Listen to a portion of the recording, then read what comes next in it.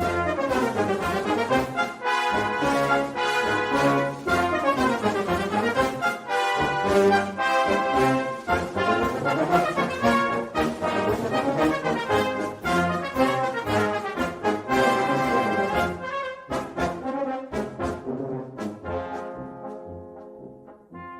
listening to Three's a Crowd, the North East Footy Podcast, with Rye for Borough, Steve for Newcastle United, and Ted for Sunderland. That was clever. You loaded us in as we were announced then. He always does. You missed too many weeks. He always does it. Jeez. Hello, guys. I'm Rye. I'm new to the show. Welcome down into Three's a Crowd, the North East Footy Podcast. It's so good to see you all. Happy Saturday. Happy football Saturday for those. I don't know if there've been, lads, I would love to see if there's any stats out there. When was the last time we all played at the same time? Because today we all play at the same time. It is incredible. Yeah. All three of us are on at the same time, kicking off at the same time, which barely happens. But we've got three big games across the Northeast to talk about. Middlesbrough taking on Coventry away, taking on Norwich home today. Sunderland are taking on Oxford United, and Newcastle taking on Ipswich Town, which I do believe can you relegate them today? Yes, we can, mate. Yeah. It's our last Saturday 3 o'clock kickoff as well. Yeah, well, there you go. Well, we're very close to the end of the season. The end of the season is nigh, but we've got still a lot of football to talk about. Obviously, Sunderland looking at the playoffs. Can Middlesbrough make the playoffs? And obviously, where will Newcastle finish with that bad loss to Aston Villa? But can they still hold on to that illustrious third position going into the Premier League end of run? I can't believe, lads, we're almost at the end of the season. It feels like it was just yesterday we were kicking this one off. And look at us, hey? Look at us. We're still here talking like best friends because you know we are. Make sure you consider liking, subscribing, and commenting as well, guys, following each of the guys' channels. And also, you can always tweet us at Invictus, at Ted the Macam, or at NUFC Matters, or at Steve Wraith to get in touch with us during the week. Let's get into it. Not much more to talk about other than the results. Then last weekend, we're not going to talk about Middlesbrough. We lost. That's all that matters. Sunderland, they lost as well. So let's go. Let's just move on to Newcastle. Oh, they lost. We lost. Okay. Cracking weekend. It's not been a good weekend. Let's break it down first. I'll break it down with Middlesbrough. Middlesbrough went to Sheffield Wednesday. And obviously, we're looking for a big chance. Middlesbrough actually had the chance to move up above Coventry and catch Bristol City, with them both losing. But Middlesbrough were unable to beat Sheffield Wednesday at their own park, going down in a 2-1 bore. You must say, Middlesbrough, unfortunately, were unable to capitalise on a Tommy Conway missed penalty to go 2-0 up. They were leading 1-0 through a great goal through Finn Azaz, built up by Morgan Whittaker as well. Penalty then given to Middlesbrough. They were unable to capitalise. Tommy Conway missing that penalty, missing a sitter towards the end as well. Had a bit of a rough game to Tommy Conway, and Middlesbrough would end up go on to lose 2-1 to Sheffield Wednesday.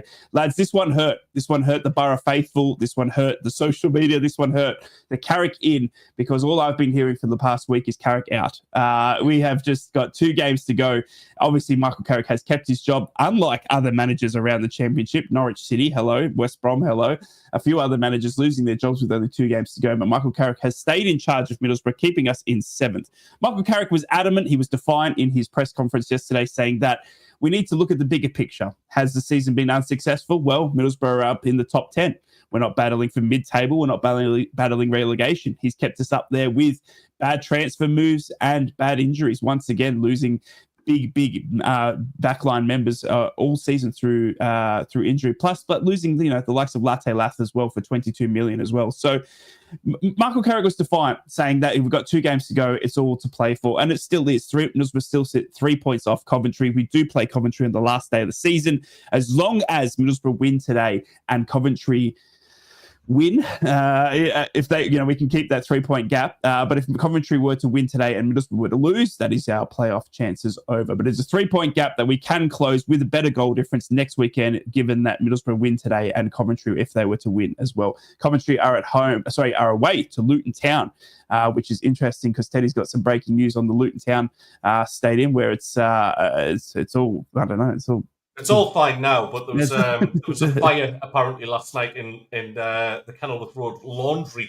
Apparently, the ghost of Jimmy Hill obviously coming to haunt us again.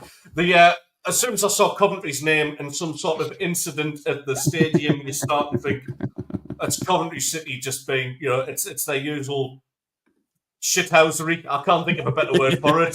Sorry and all that, but yeah, it's apparently the game will go ahead without any hitches. But as soon as you see any sort of incident, yeah, you're not wrong. Obviously, we're joking about it. Nobody's been hurt or anything like that. Yeah, but yeah, Coventry City and end of season games delaying kickoffs. Yeah, it's not something we'd like to see. And neither Middlesbrough or Sunderland really want to see it at this stage, do they? No, not at all. I mean, obviously, it's very fine margins now, especially when it comes to Middlesbrough, Coventry, and Bristol City. Middlesbrough, as I said, have got it all still to play for. We have got 3 points to catch Coventry City. You would think Bristol City, if they were to go on to win the last 2 games, which they should, then it is just a playoff for that final spot where Middlesbrough hopefully might clinch it, then to play Sheffield United. Sunderland, Sheffield United locked in. And lads, the big news as well, Leeds United and Burnley have been promoted back to the Premier League. Leeds United at the second chance. They have been in the Championship for 2 seasons. Well, Burnley, they've come down for 1 and they are straight back up. Who will join them? Well, the playoffs are still to come for the Championship fixtures. Only 2 games remaining in the Championship, 6 games to go still in the Premier League, which we will discuss as well. What are Newcastle's chances there? Lads, let's get off with Middlesbrough's chances. Middlesbrough sit 3 points away.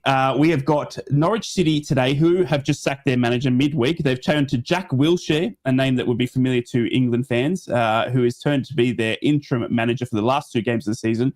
Norwich are at home before then. Norwich are at home today to Middlesbrough. Middlesbrough will be needing 3 points and nothing less. If Middlesbrough were to lose today, Coventry were to win, the gap opens up to 6 points and it's game over, season over. But if we were to win and Coventry were to lose, we can close the gap and be in front of Coventry going into the decider next weekend. Again, if it was to stay as a stalemate, we've still got a 3-point gap and we can close that next weekend with a big 3 points.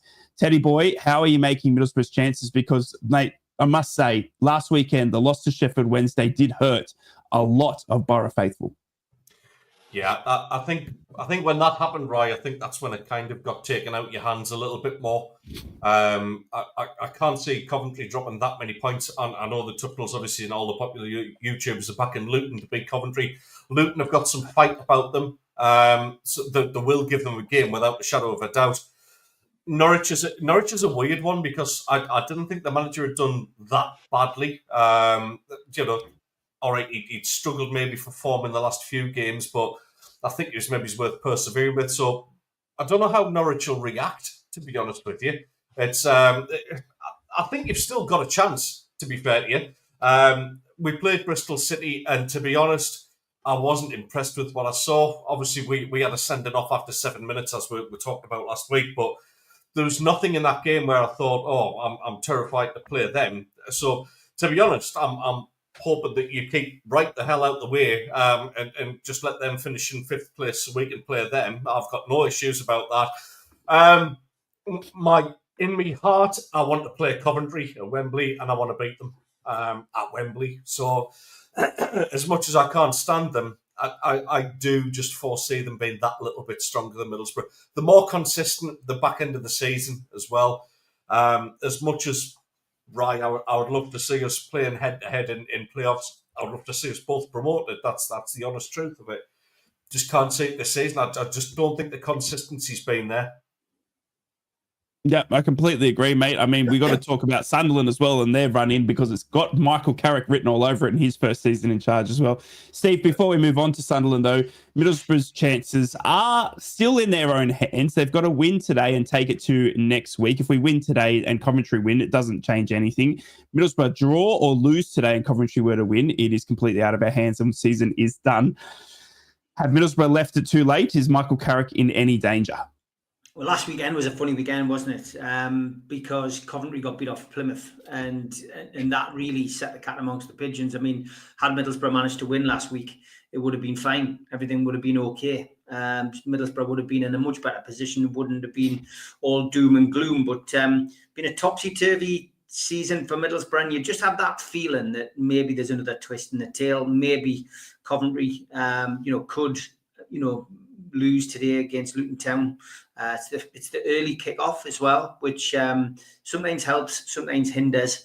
But that early kickoff, if Luton can do Middlesbrough a favour. Middlesbrough then have the home crowd behind them and a chance to beat Norwich and get themselves right back in the mix. As we know, Sunderland's already done and dusted. We know they're in the playoffs, and you can tell, Ted's more interested in who he's going to be playing and when they're going to be playing. And it's all or nothing now for Middlesbrough. Middlesbrough have to win the next 2 games and hope for the best. It's as simple as that. It surprised me, Borough, really, because they went on that little bad spell, but then they turned it round. There was talk 6 to 8 weeks ago of Carrick being sacked and moved out of his job, and but then he had that little spell where he managed to win games, and it was just a surprise. Last week was really a surprise. So Middlesbrough need to win the next 2 games and just hope for the best. It's as simple as that. You need a little bit of lady luck today, Rye. That's what you need. Yeah. No, I hate when we leave it up to her because she's never kind to Middlesbrough. But time will tell. We'll go into the fixtures remaining today a little bit later in the show. Let's move on to Sunderland, who had a bad loss as well, Teddy boy. A much changed side. We were talking about Tommy Watson and stuff like this, but it looks like Regis has you've locked in that playoffs. The team is going for massive changes. We're coming up against Blackburn Rovers, who, let's be honest, are in a bit of a downfall at the moment in what's happening in Blackburn Town. They don't know who's going to be their next manager. Their current manager, Ishmael, I hope I pronounced that right. He's already been touted of being replaced by Wayne Rooney. Can you believe it? Blackburn have got some serious problems off field as well with their ownership, but they managed to strew a big 1-0 win against you in your own backyard as well. Sunderland's form is a little bit worrying for me, Teddy boy, and I think we can put it down to the team's much changed. We've got sort of that. We've made the playoffs. You can take the foot off the gas, and it looks like you have done that. Sunderland's last 3 games been a loss at home to Blackburn Rovers, a loss away to Bristol City with a red card to Sunderland there as well, 2-1, a loss to Swansea, and a 0-0 draw with Middlesbrough opponents today, in Norwich City. I mean, Teddy, are you worried about the momentum? Because I must say, as a Middlesbrough fan, in Carrick's first season, we did exactly the same. We made the playoffs. We were settled, done, dusted, in 4th position, and we took our foot off the gas, and then we ended up facing Coventry and got blown away in both the home and away there. Are you worried about Sunderland and the momentum and taking that into the playoffs? I'd be lying if I said I wasn't. I mean, I said last week that we needed that win against Blackburn, and that would have allayed a few people's fears then.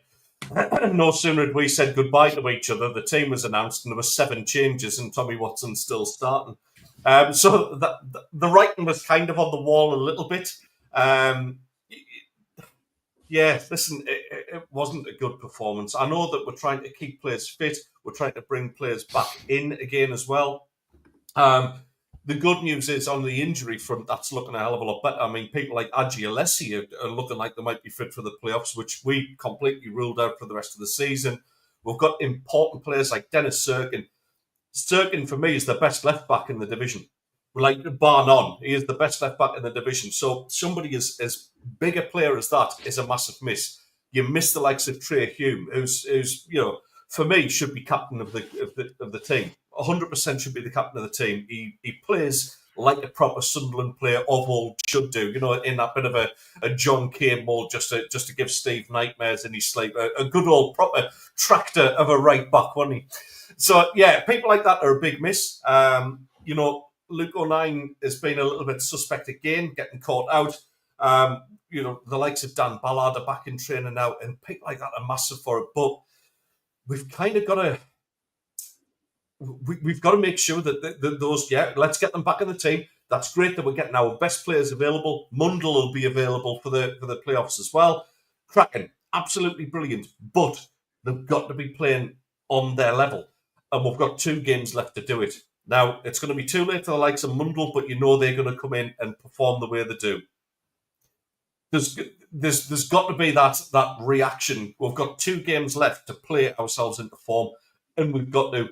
Because a defeat today, or anything less than a win, is very, very worrying for the fans, and that makes that first, whichever leg we play at home, that is going to be very, very edgy if we don't go into that with a bit of form. When we were last in the playoffs in League One, and we went down to Sheffield Wednesday, we were banging form. and we absolutely the home leg was as big an atmosphere as I've ever seen at the stadium. Right, It was absolutely incredible. That's what they need to do. They need to get those performances. They need to get the fans back on side. Start pressing teams like what we did. We're blowing teams away at the beginning of the season. We made Burnley look ridiculous at home. We beat them 1-0, but it was the biggest stuffing of a 1-0 I've ever seen. So they need to get back to that. Start pressing teams again. Isidore will get a start today because my end has ruled that through the concussion rule. And Isidore needs a goal. He absolutely needs a goal because his confidence is just starting to waver.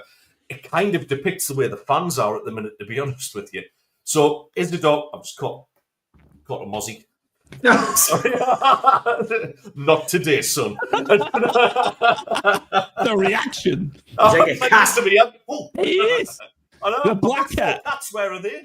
They're supposed to be doing it for us. So yeah, Isidore needs a goal today, and I think he'll get it today as well. This is where we need to turn it around. We need to, and I think we will as well. We're going to talk about the game coming up against Oxford United and what you think the team lineup is going to be, because that's my biggest point going in.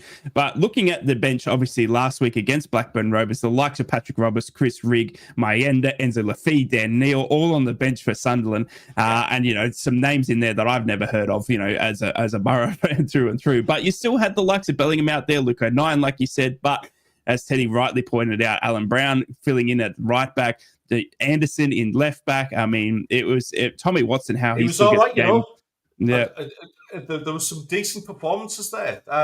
Young Joe came in at left back, and to be honest, I mean, he was out on loan at Shrewsbury at the beginning of the season. He's come back, and Labrise has said he's really impressed him in training, and that's what it's about. You've got to take those opportunities when they come along. Young Harrison Jones played in midfield. I think he was excellent. He was really, really excellent. He was a proper bright spot, probably the brightest part of that whole game. So that's great. That's I can see what Labrise is trying to do. While a lot of fans are doubting him, I can see what he's doing. And, let's use Tommy Watson while we can. Just use him as a stopgap. We're in the playoffs anyway.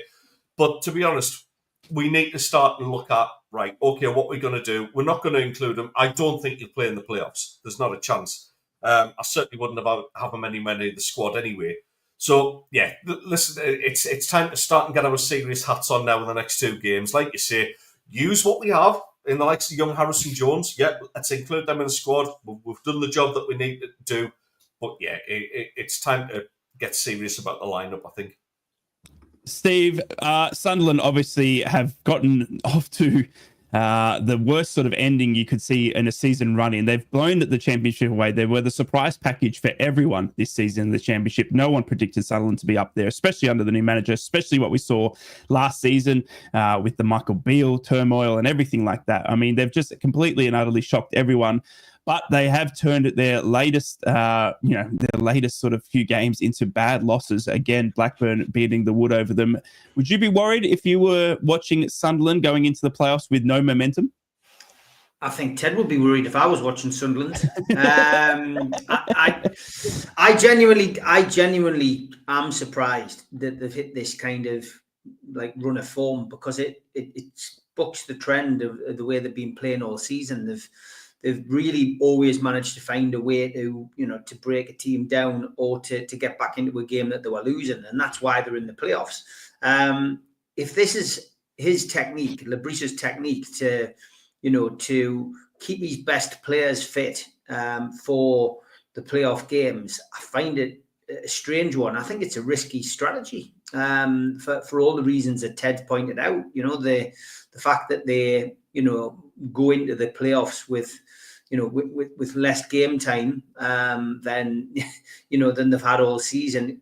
That's a risk. You're risking injuries, surely, with players who are just training week in, week out, not having any game time. Are they going to be up to speed? I mean, there's a lot of questions to be asked. None of us are qualified coaches at that level. You've got to bow down to Labrise and his coaching staff's better knowledge and judgment, but it's a hell of a risk because confidence does play such a big part in football.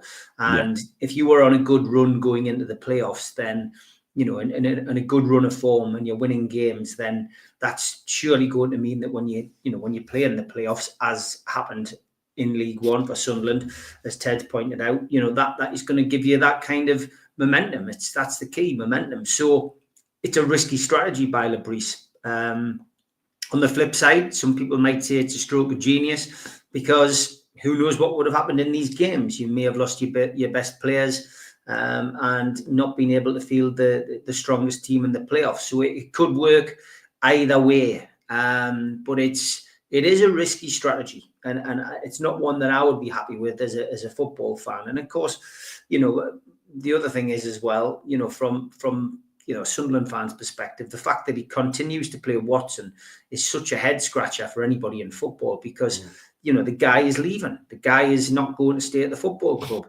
He can't be committed to wearing the red and white top if he's looking to leave the club. I just find that bizarre. Nobody in football that has ever been linked with a move away or has confirmed that they're leaving at the end of the season, I think, has ever been in this position where he's played. So I find that bizarre. I really do. But, you know, Lebris could be proved to be the genius in this situation, and everybody else can be, you know, proved wrong. But hell of a risk to take.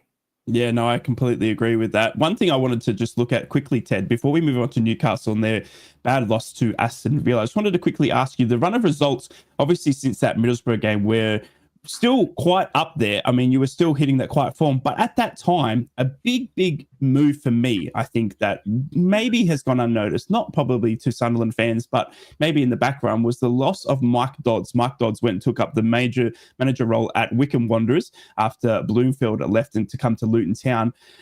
Do you see any connection there, Teddy boy, with the bad run of form and the loss of Mike Dodds? I mean, we saw the players coming out and thanking Mike Dodds. There seemed to be a big connection there. He had a great connection with Bellingham and a good connection with the young players. I mean, everyone loved him, apart from the run of results he had when he stepped in. But last season, he was Sunderland's saviour, you know, stepping in as interim manager whenever was asked. He seemed to have a great key connection with the players. Wycombe players have come out and said how great they are feeling under Mike Dodds, even though they're sitting third. They said Mike Dodds has completely revitalised the culture around the club. Yeah. Is that got anything to do with it, do you think? I think it's part of it. Again, I think any Sunderland fan would be a liar if they said it wasn't part of the equation, definitely, because, you know, for all, he might not be, you know, a championship head coach, and certainly not, you know, Premier League level, but what Mike Dodds is a superb man manager, and he's a good personal coach, if you like. You know, you look at like you said, the reaction that the Sunderland players had when he was leaving. You know, very, very public, genuine affection that they had for him as well. So it's bound to play a part in it.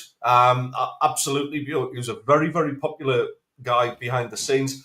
He deserves his shot in League One, and like you say, I've been kind of keeping tabs on that anyway, because I'm a big Deadpool fan, and obviously I want to see Wrexham come up as opposed to most of the country, apparently. But yeah, listen, I'm really happy for Doddsy, because he is, by all recognition, a really, really great guy. I think partly what the form is definitely his loss, but you've got to look at our injuries, and it does go under the radar when you see who's actually been missing this season. It's absolutely terrifying. So yeah, listen, maybe a couple of dodgy decisions as well. The likes of Adil Al-Shish, who went on loan at Portsmouth. I would have kept him all day long and played him ahead of Watson, like all day long. He's a threat. He's a very good technical player. So a couple of questionable decisions in terms of the staffing. Did we have sufficient backup at fullback? Probably not. Letting the likes of Al-Shish go out on loan. But yeah, Doddsy, the effect can't be ignored in any way, shape or form, without a doubt. Yeah, it's definitely an interesting one for me. We're going to talk about Sunderland's form coming into their Oxford game. Obviously, Middlesbrough taking on Norwich City as well. But we've got to cover Newcastle United, who had a bad loss last week to Aston Villa, going down 4-1. Ollie Watkins getting us right underway. I was completely shocked when he put this Aston Villa up 1-0 after the first minute. We then had to wait for Fabian Schär to score in the 18th minute to equalise. And then it was a bit of a bore, wasn't it? It was nothing. It was sort of just this midfield battle. And then Aston Villa would come out in the second half and score 3 more goals to make it 4-1. Steve, I'll start with you, mate. As a neutral, obviously, I was excited for this one. I thought it was going to be very interesting to see where both Aston Villa and Newcastle, I feel like these two teams are fighting for that third spot in the Premier League. Newcastle on a fantastic run. Tyndall obviously taking the reins again. Big news for Newcastle fans that Eddie Howe is back and he's feeling better. But Tyndall was in charge for this one. He'd had a couple of big wins, Steve, and then coming up against Aston Villa, did it all get undone, or was it just one of those bad nights, move on, forget? Yeah, just tiredness, really. In the Premier League, I would say, well, here's an ad probably in any league. You can't play the same team time and time again. For some reason, footballers can't do that anymore. I was talking to George Mitchell on our podcast this week, who's in his 80s, and he remembers back in the day that the likes of Jackie Milburn and that playing 3, sometimes 4 games a week and not complaining about it and twisting when they were dropped. Whereas now it's the polar opposite. It seems that the more technology we have, the better boots and better equipment, and the more elite these athletes are. They can't play 3 games in a week. But I'm not going to complain. Aston Villa got knocked out of the Champions League. They bounced back. They did what good teams do. And Aston Villa, let's face it, are a good team, as are Newcastle. And both of these teams, for want of a better expression, are more than capable of humping each other every other week. You could go to Newcastle, Villa, and Newcastle would hammer them 4 or 5-0, and then you go to Villa Park and they do the same to us. It's a strange scenario between these two teams, and it just seems that anything can happen between these two teams. Very rarely a draw, very rarely a game where there's not a goal scored. There's always goals, and they caught us out the first 30 seconds. We were 1-0 down. We did well to get back in the game, and that first half wasn't one for the purists. And I mean, let's be fair, Villa could have gone 2 or 3-1 up. I think they hit the post and hit the bar a couple of times. Yeah. But they didn't, and Newcastle managed to claw themselves back into it. And you thought at half time, get them in there. Tyndall and Jones can have a chat, sort whatever differences that needed to be made, and we'll come out fighting in the second half. But we just didn't have it in our engine. You can't criticise a team that's gone on a run like that. They've won a cup final. They've played so well in the games after the cup final and got themselves into the Champions League places. And I guess, like you said in the intro there, is this where you just put it behind you? Yeah, you do. You've just got to put it behind you because, Newcastle have got Ipswich today. They've got such a great opportunity to bounce back themselves. And Champions League qualification is still in their hands. We know what we've got to do. We win our games, we're there. And the beauty of us having 5th place as well for the Champions League means that, it's not all or nothing. We don't have to finish in the top 4. Even finishing 5th will be beneficial. And the other fixtures that the other teams have got to play each other. Somebody is going to miss out. It's going to be unfortunate. It won't be Newcastle. I'm very confident that Newcastle will have more than enough in their armoury to do it. And look, it means we can focus. Graham Morton says a heavy defeat will hopefully focus the mind. Should be 3 points today, but the last 4, we need to be right on it. Welcome back, Eddie. And even though Eddie, missing didn't really seem to affect the team for the first couple of games, it will take its toll at some point. The players are only human, and they will have missed Eddie. So for me, Eddie's back. Put that one to bed, and hopefully Newcastle United, are back to winning ways today. And just taking up Jody Tumbalai's comment there, Villa bypassed our midfield with a long ball. Tyndall certainly didn't change our style of play. For me, it was easy to see. It was Tyndall and Jones' decision. Eddie Howe said at the press conference yesterday he had no involvement in any of the games. There you go. Couple of wins and the defeat. So, well done to the lads for stepping in, but welcome back to today. Yeah. Teddy boy, before we get on to everyone's favourite cat, mate, were you surprised by the result on this one? I mean, I predicted a 3-3 draw. I knew there was going to be goals in it, but seeing Ollie Watkins put them up within the first 30 seconds and then a 4-1 defeat seemed a bit heavy, but as Steve said, you'd probably see it the same way as if they were to go to St. James's Park and Newcastle to win 4-1, you wouldn't batter an eyelid. But this one, for me, seeing Dan Burns score an own goal, and we saw the likes of, Tyndall sort of stepping in as management, was this one easy to forget for Newcastle fans, or do you think it was one that, might sting a little bit longer? I think they'll want to forget it, and I think it's perfect timing for Eddie to come back as well. I think that'll kind of it'll almost brush that last game under the carpet a little bit. One thing I did, I watched the game and I still can't put my finger on it, was, Steve, do you think that was more about Aston Villa being absolutely on top of their game, or do you think it was more to do with Newcastle having an off day? Yeah, it was 50-50, mate. Newcastle can't play the same team. And bearing in mind, we never changed the team since the Cup final. It's the same 11 being played week after week after week. It's going to take its toll. You're going to hit a brick wall. Newcastle do train hard. Eddie has them training hard, week in, week out. So for me personally, I think it was down to that, as well as Villa being a good team. Aston Villa are a good team. They've got good players, a good team, and from our perspective, that was just one to forget for us. But you can't take anything away from Aston Villa. They did well. Similarly to the Sunderland situation, sorry, Roy. Similar to the Sunderland situation, though, as well.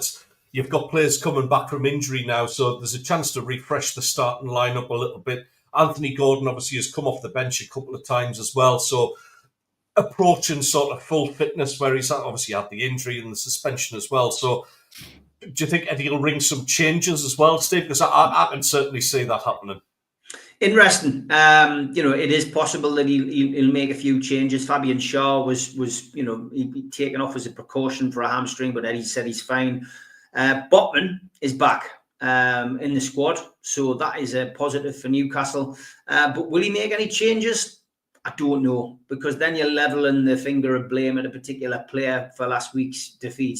I don't think that's fair, but he's going to have decisions to make, and the way that Eddie tends to do it is ultimately he tends to do it through the through the weekend training. He's been back in since Wednesday. He'll have listened to what Graham Jones and Jason Tindall will have said, so it'll be interesting to see if he does change anything. Well, we've gotten the 3 losses out of the way. Thank goodness. We can move that. We're going to move into the second half of the show talking about what's to come, what's left for Sunderland, Middlesbrough and Newcastle, all playing at the same time today in the kickoff of Saturday afternoon. But before we get there, sit back, relax, and have a bit of a giggle at everyone's favourite cat. It's time for...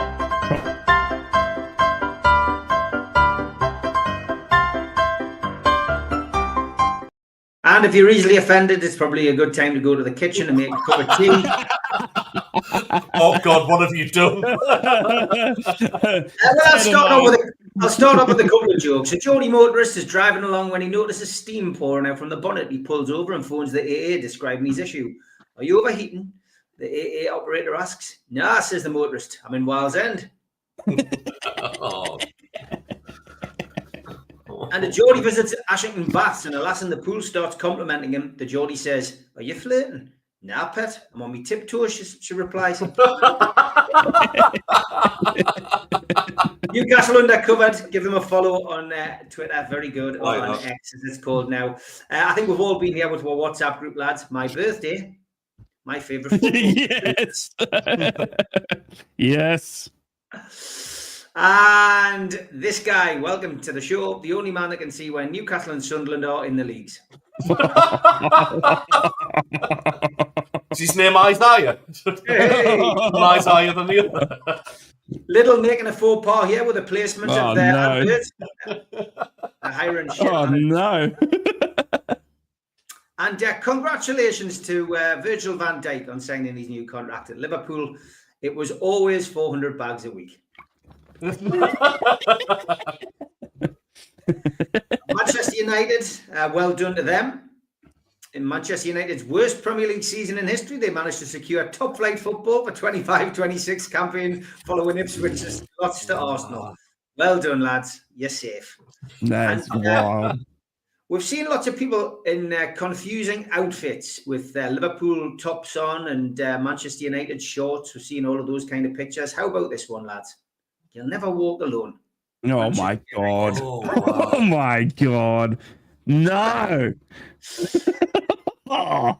Congratulations as well to Leeds on their return to the Premier League, and congratulations to Subbuteo for acting very quickly and bringing out the new team.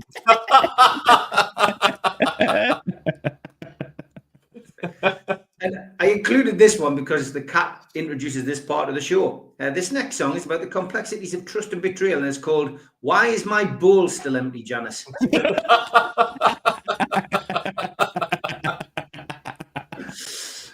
Cat fans out there. Now, we've got this one as well. This is a classic, by the way. From Francis Chip. Jacob and Josh Murphy have never played on the same match day this season. What if they aren't actually twins? It's just this player playing for both clubs. It's a good question. This one tickled me this week as well, lads. The Belfast Magpie, Aston Villa, and Alan Smith. God. Very good. And we did have Easter last weekend. This one sneaked in late, lads. Where's my Easter egg? I've eaten it. I thought you were dead. And it's a big boxing match tonight, which is involving Conor Benn, of course, and Chris Eubank Jr. So this one sneaked in this week. I want a nice clean fight, no punches below the belt. And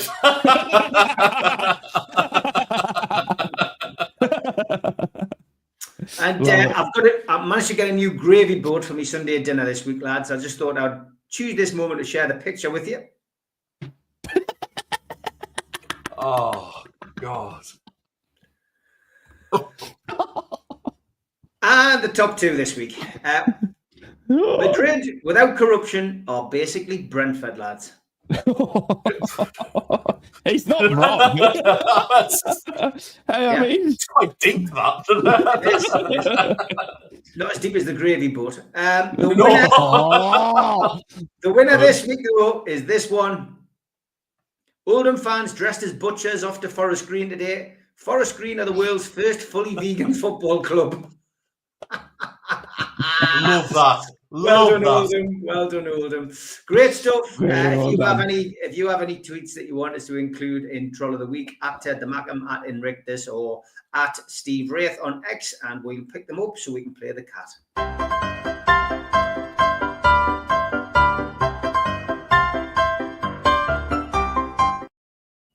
Oh, they are gold. Before we get cancelled, welcome back to the Three's a Crowd, North East Footy Show podcast. You're joined by Steve, Ted, and Ryan, where we talk Middlesbrough, Sunderland, and Newcastle every weekend in a battle of the Northeast. Usual rivals, but we bring the banter and the laughs. There's a big crowd in today. We thank you for all your support. A lot of questions flying in. Let's just get back into them. If you've got a question for any of the lads, make sure you type it in the chat. And if you think of one during the week, you can also get us on X, as Steve just said. Look, there was a couple of ones here. One for me from Steve Hasty said, "Right, if you miss out on the playoffs, is writing on the wall for Michael Carrick? Is he an incarnation of Steve Bruce?"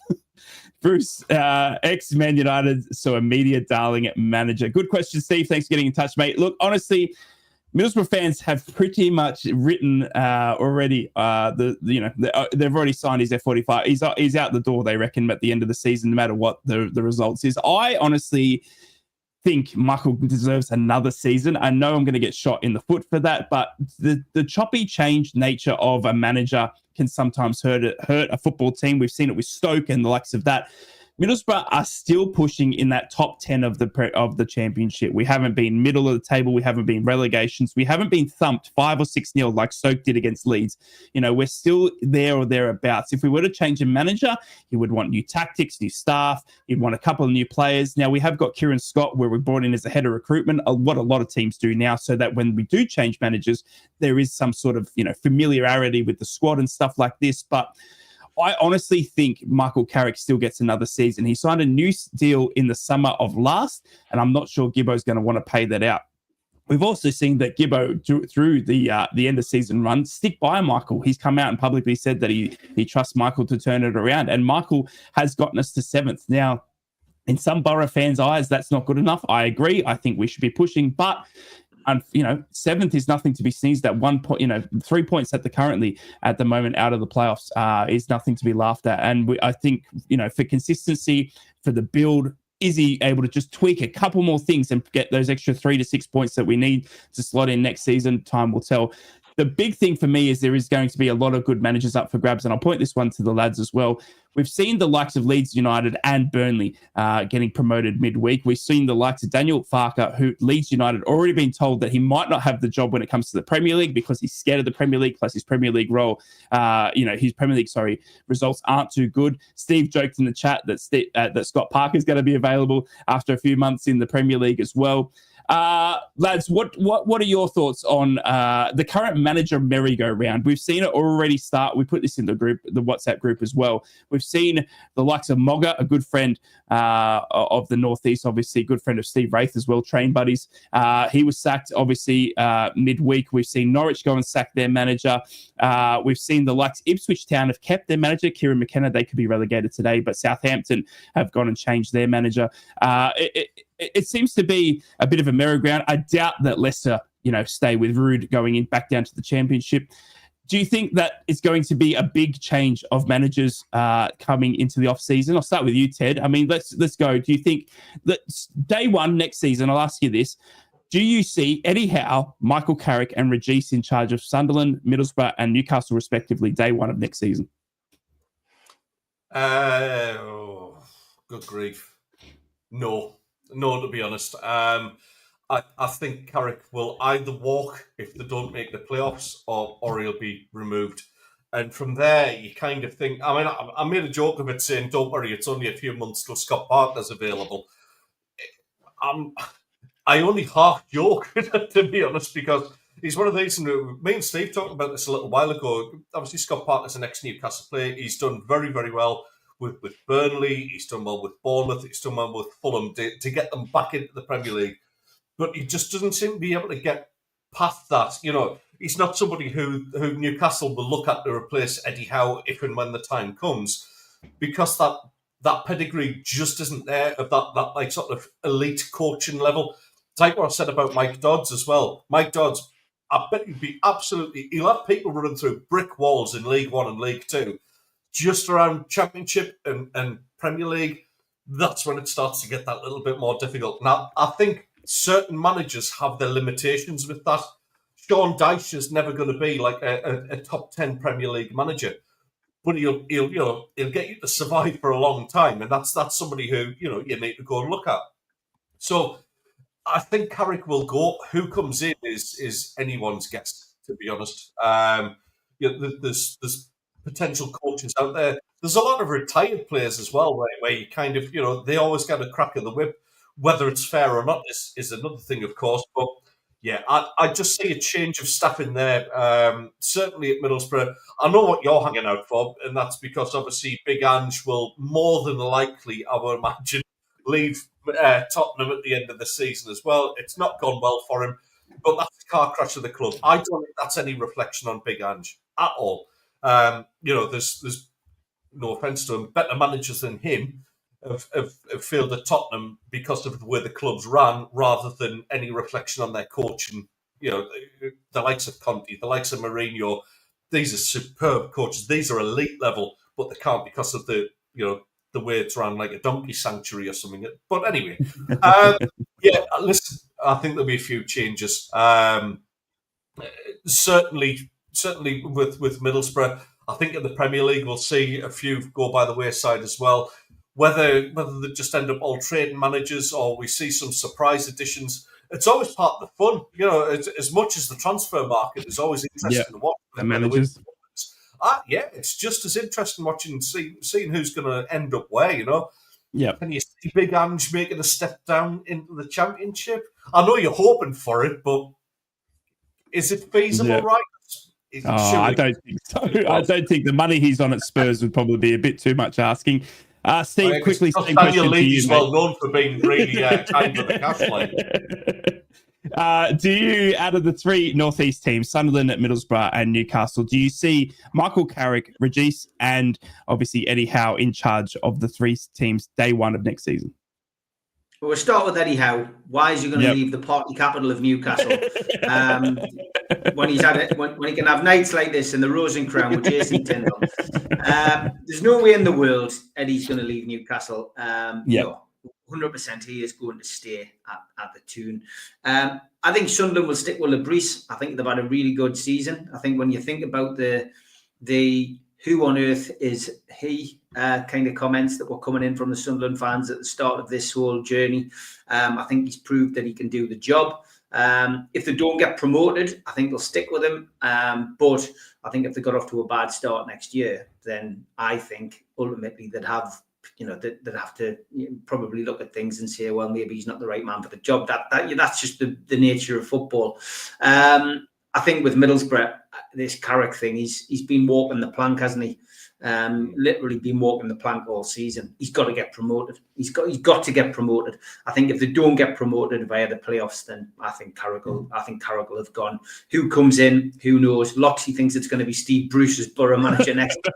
He actually seems quite happy beside the seaside, Loxy, to be honest. There's obviously a Greg's there and a couple of kebab shops. He's happy.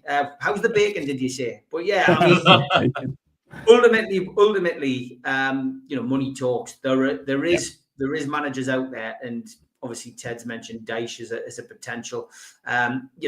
Is there going to be some more departures from the teams that go down? Who knows? Kieran McKenna looks like a very good manager. Certainly he's proved himself in the Championship. He had a pretty good crack in the Premier League. He learned from that. So will he leave? Who knows? But maybe Middlesbrough go for someone known. They've gone for lots of big names in the last 20 years. Maybe they go for an unknown manager like Sunderland did, and they can unearth a gem. But it's going to be interesting. I don't think Ange will drop down to the Championship. Why would he when he knows he can earn Premiership wages, and there could be teams that will be looking for a manager in the Premier League. But I don't know whether the Premier League suits him. He's a straight talker. He is a character. He's the kind of person you need in football. His press conferences and his exchanges with supporters have been box office, really. But is that something he enjoys? Only he knows. So yeah, it'll be interesting to see if he does go, where he goes. It will be very interesting. Hope that wraps up your question there. Another quick one from Gary Douglas. Again, thank you for all tuning in and getting your questions in the chat. Gary Douglas asks you, Steve. Quick question, Steve. In the show yesterday about the new Big Six, why was Chelsea in there instead of Nottingham Forest? I just find that quite bizarre. Yeah, because it was based on the top six over the last 20 years. So basically, Chelsea, have been a top six side. Our question on the show yesterday was, have Newcastle and Aston Villa become the new part of the new top six, usurping, Manchester United and Spurs. And Chelsea, of course, have been one of the so-called fated top six for the last 20 years. So Forest have only been there for one season. You can't really say that they're part of the top six. So that was the reason. I've got some breaking news as well, right? A gig has just been announced, which might interest some of our viewers who don't know. It's Lily Phillips. Jogging tour of the UK. There's the date. She is coming to Newcastle, Leeds, Manchester, Nottingham, Birmingham, Cardiff and London. So there you go. Lily Phillips, a dogging tour in the UK. Oh, jeez. Show's going downhill, man. Wowee. Listen, obviously, we've got, look, if you're interested in that, get in touch with Steve. He knows the contact. Look, we're going to move on quickly. We've got Middlesbrough coming up at the 3 p.m. I've lost for words. Middlesbrough taking on Norwich away from home. We've got Sunderland taking away Oxford as well, and we've got Newcastle United taking on Ipswich all at the same time, lads, today in a massive Saturday afternoon. Something that will define Middlesbrough's season could be done and dusted this afternoon. Not so much for Sunderland. I'm going to start with Middlesbrough as we did with the wrap-up. Obviously, Middlesbrough at home to Norwich City in the last game of the Riverside Stadium. We've got the Retro Shirt Day. We do it for every last home game of the season, where Middlesbrough fans are encouraged to wear your retro shirt. So if you are heading to the Riverside today, make sure you unearth a 1980s or so gem. The big thing for me is Middlesbrough need a big performance. If there's no 3 points there, then we're leaving it up to Coventry to win. Obviously, we're going to know in our game, because Coventry have the early kickoff, what their result was against Luton Town. So that's going to be helpful for Borough. But Michael Carrick said he would not be paying attention to the other scores, which shocked me. I mean, you got to be paying attention to these. It's incredible because Middlesbrough could go into this game knowing that if Coventry have lost, if Coventry win, then we need to know we have to get the 3 points. It could change the tactics. We saw a big thing this week was Sir Alex Ferguson talking about obviously his mentorship with Michael Carrick and Michael Carrick being in touch with him and stuff like this. Sir Alex Ferguson was always notoriously saying that if it was they're 1-0 down, 10 minutes to go, 20 minutes to go, that they're trying to get, a goal to send the supporters home happy. We haven't seen that with Michael Carrick. We were down and we saw the tables turn last week against Sheffield Wednesday. Well, we need a massive performance against Norwich today to secure all 3 points. Will Michael ring in the changes? He kept the same team after 2-day break from Plymouth between them and Sheffield Wednesday. I still think it calls for some changes, but the problem is, who has he got to pick from? Who can he turn to change that squad up? And I don't think there's going to be much out there that it was different from Monday's horror show against Sheffield Wednesday. Norwich, on the other hand, are in a world of hurt. They've sacked their manager, as I said in the pre-game, was that they've got Jack Wilshere now as their interim manager, and Norwich are no pushovers. They got 2 of the high-scoring goal scorers, Teddy, in the championship. I'll come to you first, mate. One thing that shocked me, mate, was the golden boot for the championship this season is going to be won for the first time ever, with a striker potentially scoring under 20 goals. Now, unless someone goes out there and scores a big 5 or 10, which could happen, at the moment, Norwich, Borja Signs, who is leading the goal-scoring record on 17 goals for this season for the Golden Boot, could win the Golden Boot with under 20 goals. That's amazing to me. But look, Middlesbrough's chances today, mate, against Norwich City with Jack Wilshere in charge. Well, you went and said it now. Borja Signs is going to get 4 against Borough, isn't he? Do you know what? He's a very infuriating player. If I was a Norwich fan, I'd be really, really kind of annoyed with him as well as celebrating the fact he's up there. If that guy spent a bit more time on his feet, honestly, he would have been close to 30 goals this season. But he just goes down too easy, bit like that tour that Steve mentioned. Yeah. We're trying to move on. I'm really trying to. No, this is Josh Sargent as well, another good player. The rumours are that he'll be away from Norwich at the end of this season, and I'm sure there'll be a few clubs, the likes of Middlesbrough, the likes of Sunderland, probably looking at someone like Josh Sargent as a key signing for somebody. Borja Signs as well, like I said. If they don't go up, there's got to be a whole host of suitors looking out for him. But like I say, it's just that thing about he's an absolute diver at times. He really is. He had his discipline problems as well. He spat at one of the Sunderland players on a 5 or 6 match ban, I think it was. So he's a bit of a bad lad, but there's no denying his talent, and that's going to be the worry for Middlesbrough today is keeping him quiet, because that defence is far from watertight, and somebody like him coming in off the wing can really cause some damage. As much as I want my Australian buddy to be really, really happy, and happy Anzac Day for yesterday, by the way. We will come back to that. I was hoping to get a word in about that, because you made a lovely post, and you look rather handsome in your uniform as well, as an ex-serviceman. Yeah, you little handsome devil. But now you're going to get humped off Norwich, mate. Sorry. All right. Yeah, listen, mate, I can only see a Norwich win today, sadly. I think they've just got too much up top for Middlesbrough to deal with. And I can see a 2-0 Norwich win. 2-0. Steve, go to you quickly, mate. The Middlesbrough versus Norwich today. Middlesbrough will know what they need to do with Luton Town taking on Coventry. If Coventry were to win, they have to get the 3 points. If Coventry were to lose, it doesn't really matter on the result. Do you think that'll play into Middlesbrough's hands? Is Finn Azaz fit? Yep, Finn Azaz is fit. He'll be playing. 2 goals for Finn Azaz, a 2-1 win for Borough. Get in, Steve. That's why you're my favourite, I tell you. All right, let's quickly. I'm going for a big 3-0 win today, by the way. I think Norwich are all at sea. I think Jack Wilshere, the change of manager, is going to. They've closed the doors. Now, they've got 2 of the best goal-scoring partners in Josh Sargent and Borja Signs, but we saw what was an emphatic game in the reverse fixture of this one. I think Middlesbrough going into Coventry, I think that'll play a big part into the players' mentality as well. If we need to win, see Middlesbrough throwing the absolute chairs at this game at Norwich's defense. If we don't need to win, then you might see the foot, come off the gas a little bit, because we don't, we just take it to Coventry next week. But it's going to be very, very interesting. Let's move on to Sunderland. Sunderland are away today to Oxford United, the University galore. They have got a massive game in terms of trying to, complete staying up in the championship. It's getting to the nitty gritty now for the relegation favourites. But Steve, the big question for me, mate, more than anything in this game is, who the hell's going to line up for Sunderland? Yeah, it's a question that Ted's going to be asking, isn't it? I'm sure the WhatsApp group will be going mad in a couple of hours' time. It's which Sunderland turn up, and at the moment, it's the one that's getting beaten every week that's turning up. I think they'll beat the. I think they'll turn it round today.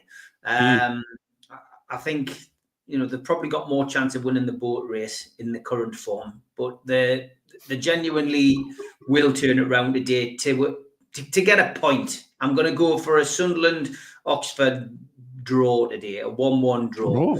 Okay. But I still think he'll persevere with the same team selection.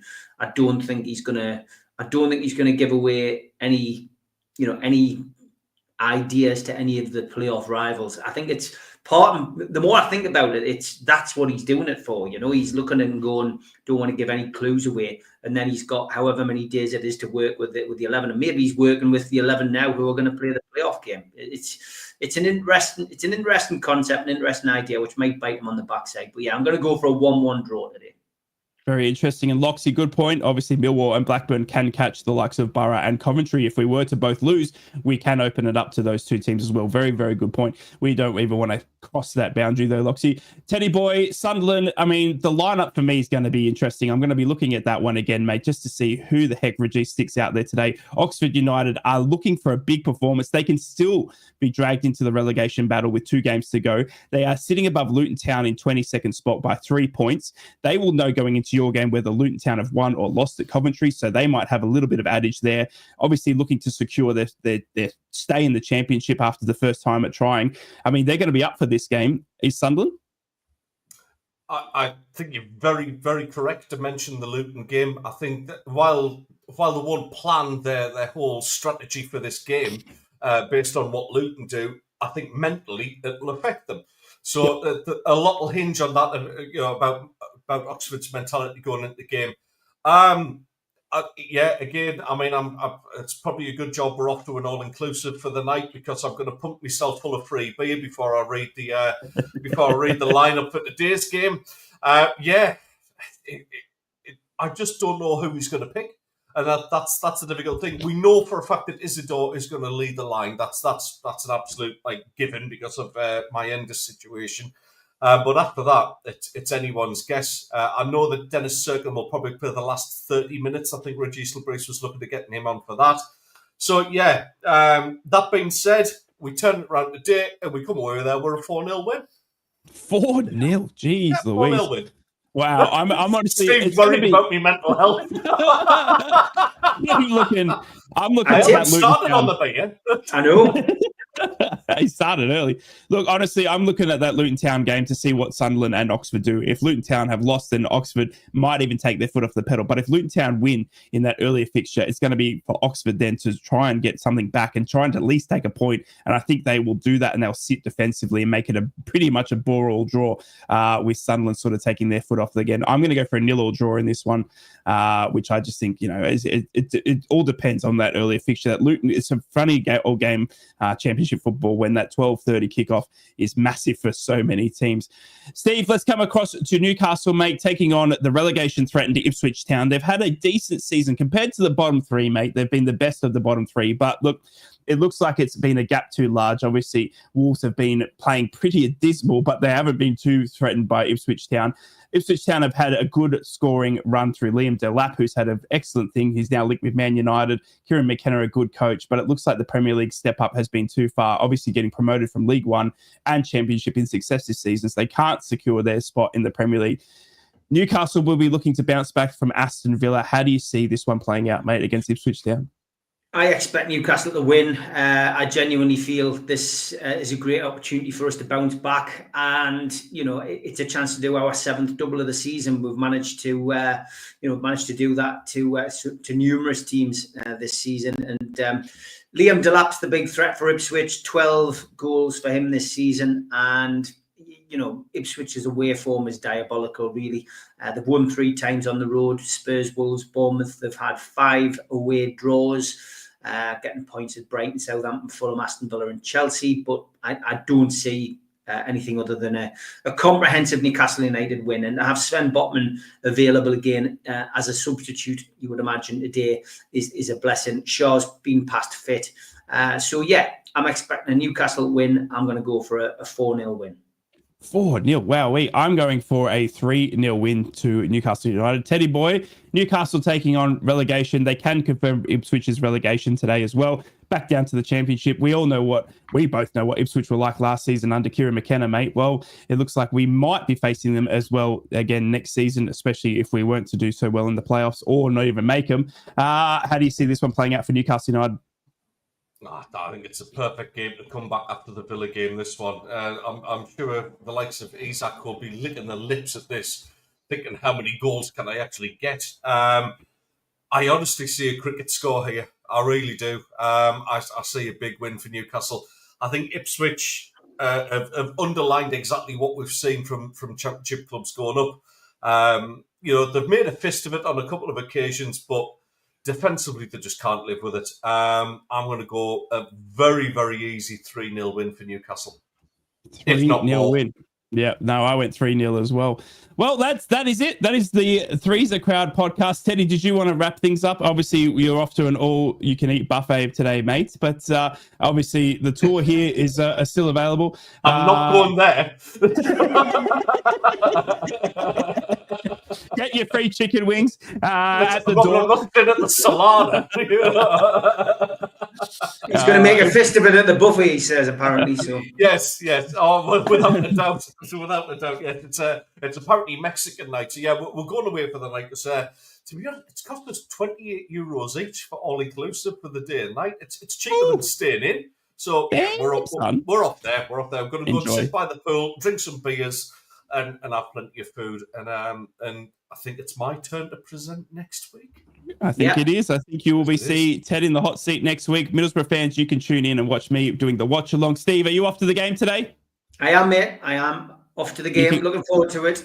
Stevie Wraith will be in the crowd cheering along at Newcastle against Ipswich Town, potentially confirming their relegation. I do think it will happen. That is the Three's a Crowd, the Northeast Footy Show podcast once again for the week. If you are travelling to the games today, be safe. Have a fantastic Saturday. Good luck to Middlesbrough, Sunderland and Newcastle fans respectively. We'll be back next weekend for more Three's a Crowd. Make sure to check us out on all of our socials and tune in next time on Three's a Crowd. We will see you then. Bye for now. Three's a Crowd podcast will return. That's not a threat, it's a promise.